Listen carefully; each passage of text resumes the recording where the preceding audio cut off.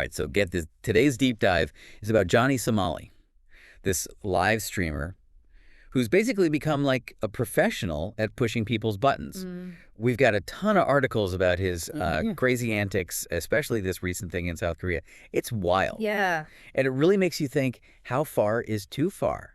You know, like when does provocative content actually go too far? Right. Where do you draw the line? That's a good question. So let's start with what went down in South Korea.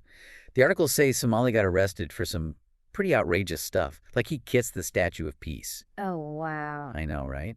That's a super important monument in South Korea. Yeah, very significant. Then he starts playing North Korean propaganda on public transportation, no less.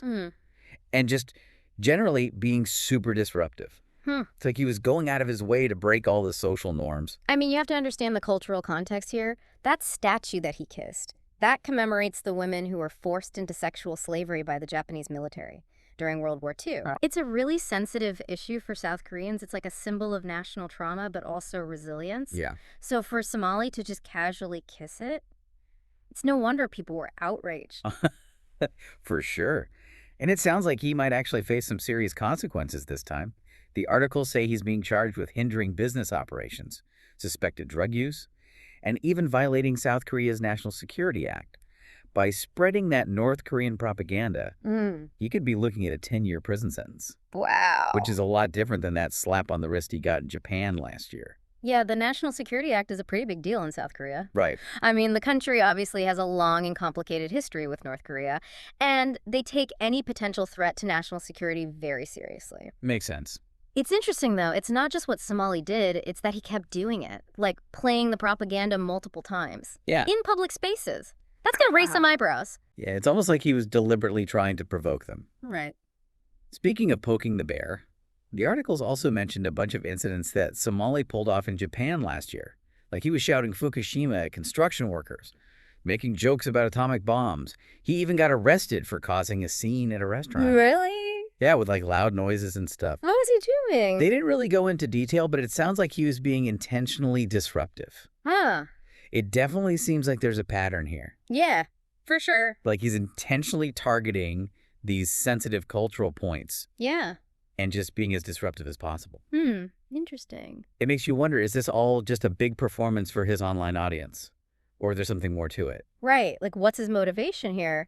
And it's not just Japan, South Korea either. The articles mention he got banned from Jerusalem. Oh, really? Yeah, for like putting pictures of controversial figures on the Western Wall. Oh, wow. And he even got into some trouble for harassing a female police officer in Tel Aviv.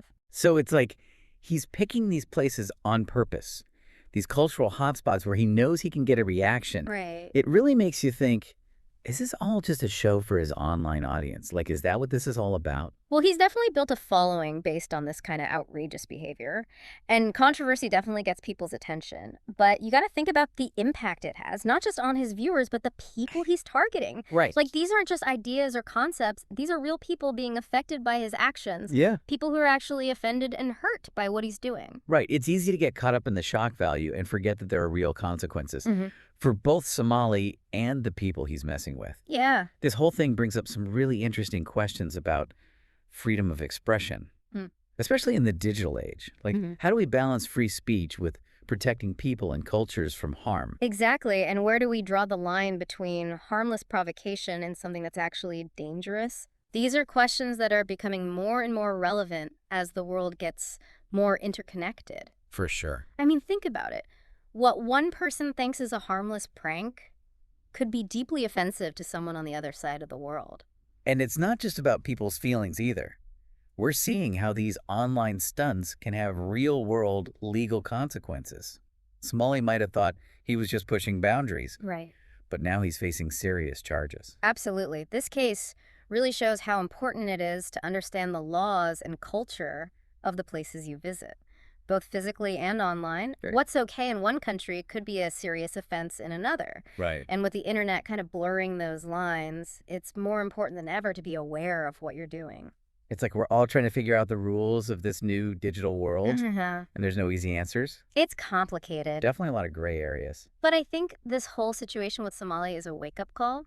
It makes us think about the impact of our words and actions, Right. both online and offline. It reminds us that we have a responsibility as content creators and consumers. So you're saying we all have a role to play in making the internet a more responsible and respectful place. Exactly. We can't just sit back and watch. We need to be active participants, Right. have thoughtful discussions, call out bad behavior, and promote positive change. Yeah, it sounds like the stakes are a lot higher this time around.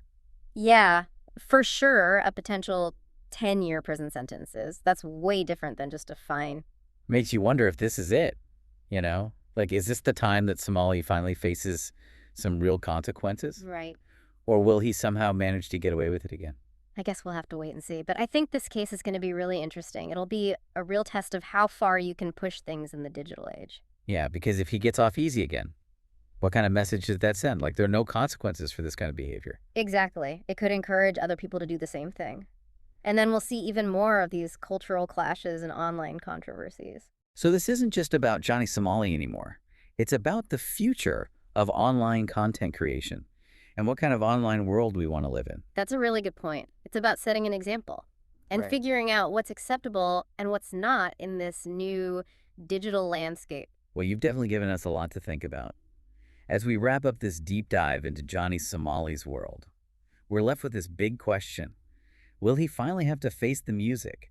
Or will he find a way to weasel out of it like he's done before? It's a cliffhanger for sure. But no matter what happens with Somali, I think this whole thing has been a wake-up call for all of us. Yeah, I totally agree. It makes us think about where we draw the line between entertainment and just being offensive, between Mhm. free speech and being sensitive to other cultures. And it reminds us that the internet is global. Yeah. Our actions have consequences in the real world, even if we're just sitting behind a computer screen. So as you go about your day, think about this. Where do you draw the line? Mhm. What are your limits when it comes to provocative content? And how can we all work together to make the internet a more responsible and respectful place?